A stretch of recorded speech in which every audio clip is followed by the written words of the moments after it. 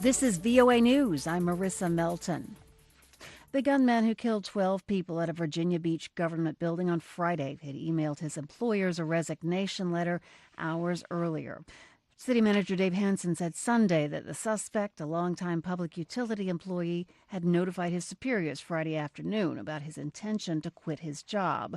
Police Chief James Cervera said there's no information on the shooter's intended target if there was one. At this point of the investigation, we do not have any of the information that he was targeting anyone specifically.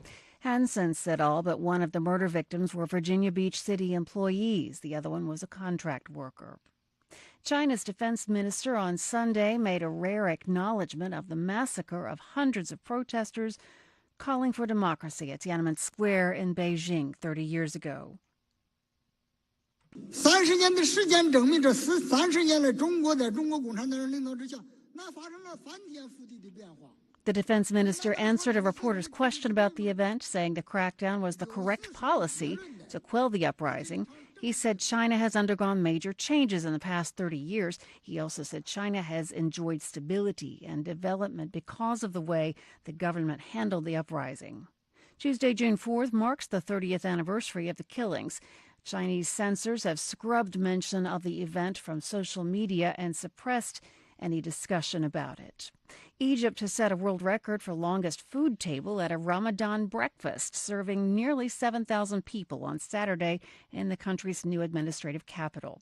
The pre-dawn meal was held at a table just over 3,000 meters long.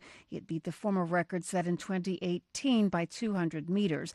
Last year's record was set in the United Arab Emirates.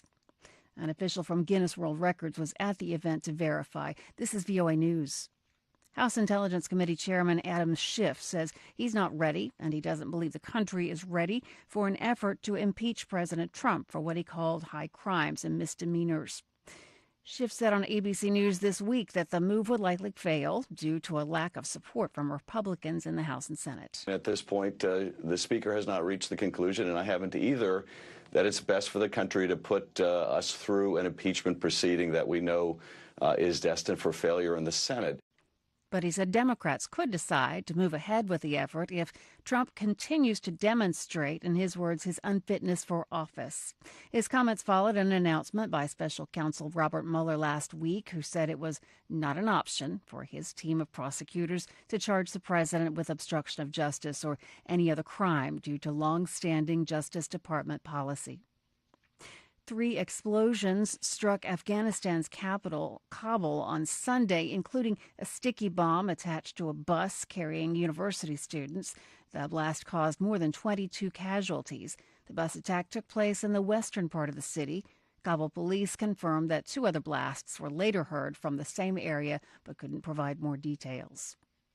A colony of little penguins on a remote island near Sydney, Australia, are moving into new, specifically designed bunkers to ensure their survival after a bushfire wiped out their habitat last year. From Sydney, Phil Mercer reports.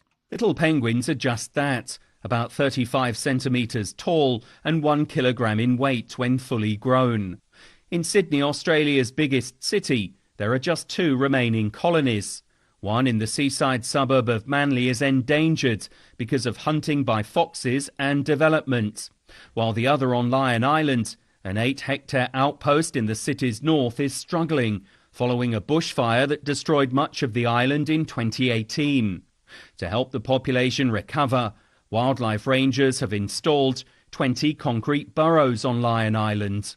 They are fireproof and protect the penguins from predators such as foxes and goannas. Originally, they were fairly common on the Australian mainland, but now their colonies are generally restricted to offshore islands. Phil Mercer for VOA News, Sydney. And at least 2 bodies were retrieved on Sunday off Libya's Mediterranean coast after a boat carrying dozens of Europe-bound migrants, including women and children, capsized, the UN Migration Agency said, as the search for survivors continues. The International Organization for Migration said the boat was carrying over 95 migrants and floundered off the coast of Garibaldi, 60 kilometers east of Tripoli. I'm Marissa Melton, VOA News.